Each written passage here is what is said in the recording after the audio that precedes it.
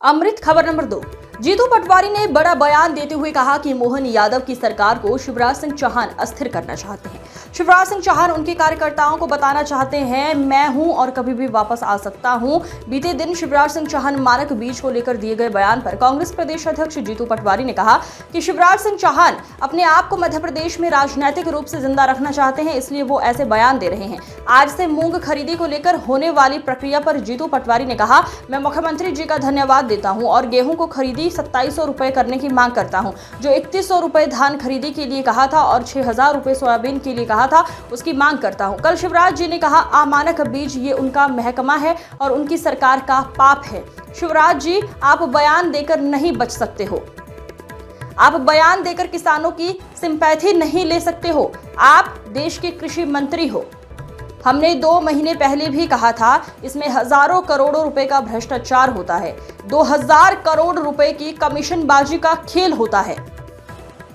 ये मैं तथ्यों के साथ बता रहा हूं और ये कमीशनबाजी का खेल शिवराज सिंह चौहान की सरकार में भी होता था और मोहन यादव के कार्यकाल में भी हो रहा है।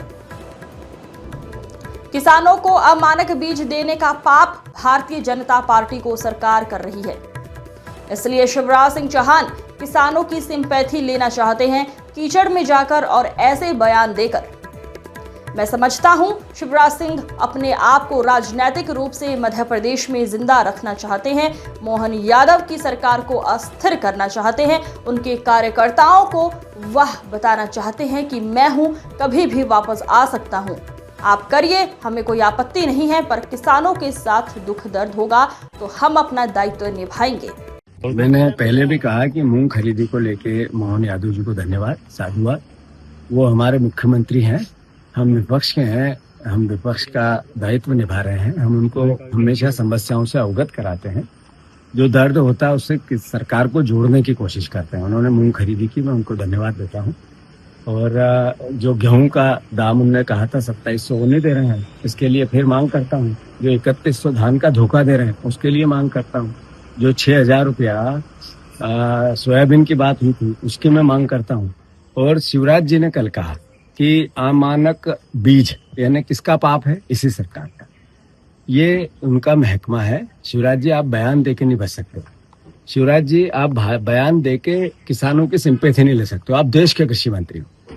जरा कृषि विभाग में लगातार एविडेंस के साथ हमने कृषि मंत्री के घर यह अमानक बीज की जो घोटाला है इसको लेकर हजारों करोड़, मैंने पहले भी कहा था 2000 करोड़ रुपए की कमीशनबाजी होती है मध्य प्रदेश में। कम से कम, इससे ज्यादा जाएंगे, कम नहीं जाएंगे। और शिवराज जी के मुख्यमंत्री रहते हुए होती थी, आज भी होती है। तो शिवराज जी, आप देश के कृषि मंत्री हो। मेरा आरोप है, और आरोप नहीं है, तथ्य और तर्क के साथ है। मैं चुनौती देता हूं देश के कृषि मंत्री को। अमानक बीज मध्य प्रदेश में देश में सबसे ज्यादा किसानों को ठगते हैं, सबसे ज्यादा किसानों को धोखा देते हैं। और अगर उसका कोई दोषी है, उसका कोई पाप का भोगी है, तो आपकी सरकार है, बीजेपी की सरकार है। शिवराज जी मुख्यमंत्री थे, वो सरकार भी है। मोहन यादव जी मुख्यमंत्री, ये सरकार भी। तो मैं भाषण देना, बयान देना, सिंपैथी लेना, कीचड़ में जाना, आदिवासियों के साथ अन्याय, अत्याचार, असत्कार होता है, तो दोषी कौन है? बीजेपी की सरकार।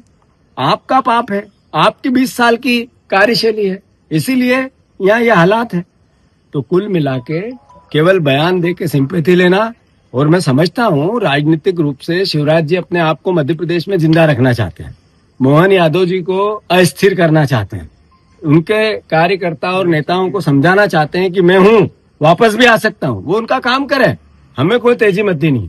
पर किसानों के साथ दर्द होगा, दुख होगा, तकलीफ होगी, धोखा होगा, हमारा दायित्व है, हम निभाएंगे।